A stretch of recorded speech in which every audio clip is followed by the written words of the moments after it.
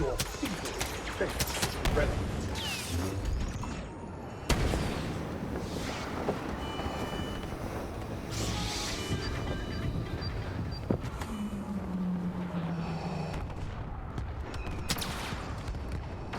Feel the power of the dark side.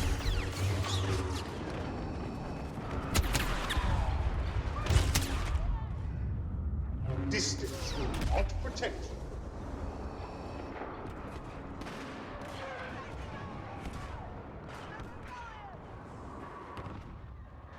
What's up, guys? This is Lucky. More Battlefront. We've got a May patch for May the 4th. May the 4th be with you. Came out last week by the time I post this video. And it's got some minor changes. I mean, it's got a pretty good, decent list of changes, but actually there's only so many that are ultimately really relevant. So I'm just going to try to hit the high points for you and move on. The footage that I'm going to show you is going to be a mix probably before the patch. Maybe I'll even have some footage after the patch. I don't know. It just depends on how addicted I am to Overwatch, which I already am addicted. And if you haven't checked out those videos, you should probably go do it, because I should have my very first one out, or my first day reaction, and it's very, very positive so far. But with that said, let's get right into it. Let's get right into the goods. So one of the big changes I feel like is some changes to Walker Assault, and it's fairly substantial. They buffed the AT-AT more, even more so than they did 2 patches ago. Sollust got a 12% increase, Jakku a 30%, Hoth a 30%, Endor a 30%, and Tatooine a 20% increase of health on those maps. Now, perhaps Sollust actually did need the increase. I could actually see going with that particular one, but the other ones, in my opinion, they absolutely did not need an increase for the AT-AT health at all. I felt like those maps were pretty balanced after the last patch. And in my few games since then, I kind of feel like we've gone too far the other way, and now the stuff is really in favor of the Empire, and the Rebels are going to be very, very reliant on the snow speeders to take basically the AT-ATs out, or their air support. And without those two things, I think it's going to be really difficult, even if everybody packs Ion Shot and Ion Grenade and everything else. I felt like it was balanced before, so I certainly don't think a 30% increase to health in each one of those modes is good. Whereas Sollust I could kind of see, but really these new maps, basically the Burning Endor, Survivors on Endor, and Twilight on Hoth. Twilight on Hoth desperately, I feel like the AT-ATs need a nerf of health, because I feel like in each one of those maps, I feel like the game is somewhat tilted in favor of the Empire, especially just because of the way that they flow and because of the way that spawns happen and such. But that's just my personal opinion, so let's move on. UI, they fixed an issue with credits being displayed as 0 equals 0. That's just a little bug fix. Combat roll now has a 1.5 second cooldown. You can't run into people anymore, just roll, roll, roll, roll, roll. This is a really good thing in my mind. I'm glad they added combat roll. I just didn't want it to get to the point where players are just rolling around all the time, and that had already happened since they added it. So honestly, this is actually a good deal, and now you'll actually be able to see people doing a combat roll, because you couldn't do that when they initially added it. They made a change to active cooling, where they've made the bands when you go to when you overheat your blaster, there's a little mini game there where you can basically reset your blaster's heat instantly and get your gunshots back. But you have to hit the button in just the right spot. They made the bands a little bit easier to hit, so it's going to be a little bit better for you to do that. And that's going to play in really well with the next gun I have to talk about, the DLT-19X, which is the new sniper rifle, because I don't use the active cooling mini mechanic very often, because if you screw it up, you have a really long cooldown. So I usually don't do it. But when I am using that sniper rifle, I use the shit out of it. And so this is going to be really good for those guys who like the DLT-19X. It's going to be a little bit easier for you to get that reset and get that second, third, and fourth shot off. They've also removed a movement penalty that would occur when zooming in. So it might be a little bit easier now for you to snipe and strafe and that type such. And I assume it's the type of movement penalty that they give to the plasma cannon. So they removed that. The other big gun change, DT-12, they raised the rate of fire from 180 rounds per minute to 220 rounds per minute. Still has a little bit longer kill time than the DL-44. This gun certainly feels a lot better and it feels usable now. I felt like this is one of the DLC guns, it's Greedo's guns, but in the hands of normal infantry without the damage buff that Greedo has, honestly felt like this gun was kind of trash. So it's a lot better now. Also, the Relby V-10, they upped the damage. The max damage now goes from 24 to 25. It can be a 4-shot kill. So that's really good. And I played with it some and actually had some success with it. So really did not like the new guns that they added. I think these changes were good. They were way too weak. I think when DICE first rolled them out, maybe they were a little bit worried about basically putting something out there that was too OP and being accused of a pay-to-play option, and instead they put stuff out that was actually too weak.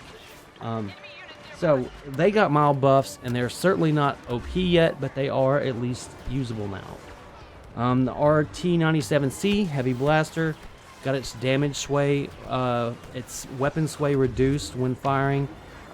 They basically nerfed it down to pre-nerf levels when they nerfed it back in January. On the things that you use, the blaster cannon is something that you get behind. It got a major buff. They increased the explosion radius, and they increased the explosion damage from 25 to 34. It's going to kill people a lot easier and a lot faster. They've added basically a new star card, Back to Bomb for May the 4th. Hut contract is now available, and you throw this to the ground and it heals you and any of your teammates, and it can even give you more than 100 health. You'll see like a little blue shield around yourself. It's really awesome, and I love it that they are actually adding more objective and team-based star cards into the mix, and it's a pretty fucking kick-ass card, actually. So I'm really digging that. They had also added one I haven't talked about yet, a new trait card about 2 weeks ago called the Berserker trait, and it will increase your blaster damage as you get your streaks.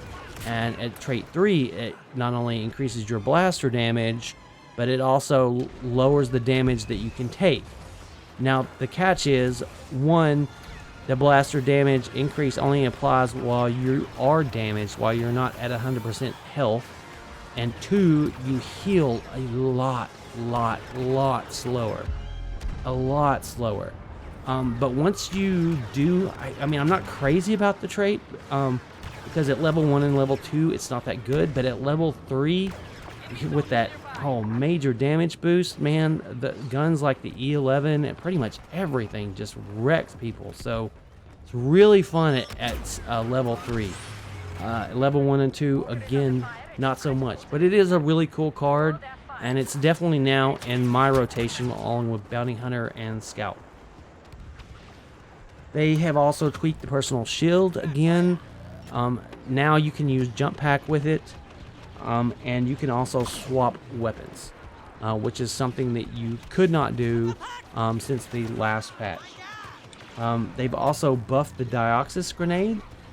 They've increased the radius on the inside and the outside, and they've also increased the damage to it. So basically those Dioxis Grenades are going to be a lot more lethal than they were, and you're going to see yourself getting a lot more kills from them. And this is a really good buff, and something I feel like needed to happen. They've also tweaked the Ion Grenade. I don't want to say is a buff, because it's not necessarily a buff, but they've removed the delay when throwing it. So you can actually throw it at infantry, and it will go off instantly. And it will do some damage. They lowered the damage that it does to infantry and such, but it still does do damage. And you know, it's also one of the only things that takes out personal shields and takes out squad shields. And so the ion grenade right now is like one of the most useful tools, and I'm using it a lot more than I have ever used it. Moving on to heroes, you've got Leia. They have fixed her Trooper Bane ability, so now it can shoot through shields again. So that should be fixed now. As a result of the last patch, which affected squad shields, she could not shoot through it anymore.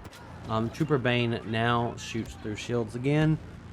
They've also nerfed Greedo, and that basically, as his confidence level goes up, his damage multiplier doesn't go up as much as it used to before. Greedo will still be very, very dangerous though, so don't kid yourself. But this is a pretty minor nerf to him, but he is going to do less damage. Nien Yum, however, he got hit with the nerf stick really fucking hard. So his proximity mine, its cooldown went from 8 to 9 seconds. His pulse cannon is not going to do 150 damage to AT-ATs anymore. It's only going to do 100% damage. Which is good, because against AT-ATs, between his orbital strike and his pulse cannon, he could do a lot of fucking damage to an AT-AT. And they realized that's just a little bit too much, so they brought that back down. And they've also basically nerfed his turret. So it does less damage now, it takes longer for it to lock on, and it will break lock sooner. So there's a nerf to his turf, a nerf to his proximity mines, and a nerf in terms of AT-AT damage to his pulse cannon. So that's a pretty huge nerf to Nien Nunb, although I can't argue with it. I actually feel like that's actually probably a pretty good thing. Luke got a buff. His health has gone back up from 925 to 1050, and his blocking time has gone from 4 to 6 seconds. So this is nice. I mean, when they returned his health, it didn't need to be nerfed in the first place. They felt like nerfing his movement speed ended up being enough, and I agree with that assessment. So, and last but not least, they've made some tweaks to a few modes. Hero Hunt, poor Hero Hunt, they took away the selection wheel. A bunch of people were pissed off because the selection wheel would go around and they would get the short end of the stick and they'd get screwed. But I don't care. It was kind of fucking fun. I enjoyed it. There was a bit of luck to it and randomness, and now it's just the most damage basically is the player that gets to be the hero, which may be how it should be, but honestly I like the selection wheel. Maybe they should have done some changes to like how it calculates your percentage within that selection wheel, but I wouldn't have taken it out, but they did. And last but not least, they've made some big changes to the Outer Rim playlist. Extraction is now going to come up like every other mode, which is good because that's the mode. Like, if I go to the Outer Rim playlist, I want to play Extraction, and I think most people in the community feel the same way. We want to play Extraction. Extraction is the best mode there, and it's a hell of a lot of fun. And what you had was people going in there, and the second you'd hit another mode, people were quitting. So now you're guaranteed to at least get Extraction every other mode, and on top of that, they've taken heroes versus villains, which admittedly by default is a really long game, and they made some changes there. In the Outer Rim playlist alone, it's not going to take 5 rounds to win, it's only going to take 3 rounds to win. So that's going to speed those games up more. And also, they've tweaked basically the waiting time between matches, and they've cut that down significantly. So those matches are going to move a lot faster, and you're going to get through them a lot better, and you're going to get back to Extraction. Which I like Hero Hunt in small doses, but sometimes you get in games that just seem to go on for like 45-hour long games, crazy long. I'm like, oh crap, I need a fucking nap after that motherfucking match. But seriously. But that's all I got, guys. More Battlefront stuff coming. I'm sorry about my last 2 videos. It took me forever to do those videos. I had originally recorded those like a week after the DLC dropped, and I just sat on those things for fucking ever. I just had so much going on, and it was so busy in my personal life and work life and such that I just couldn't get to them. I didn't like any of the footage I have. Every time I'd sit down to them, I basically had, I guess you could say, YouTuber's block. And so I really wasn't happy with the end product, but I put them out there anyway. But if you guys made it through those videos and this one, I thank you and I appreciate you very much. And this is Lucky signing out. Peace.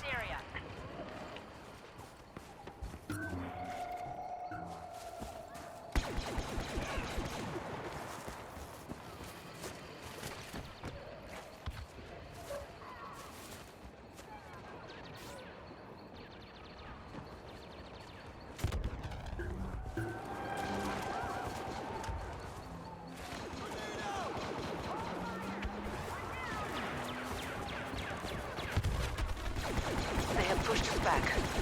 We need to regroup. Vader is nearby. Be cautious.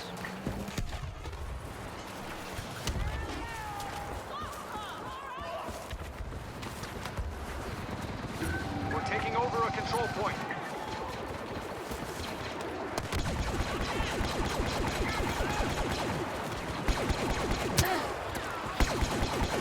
Commander Solo is ready to provide backup. They outnumber us!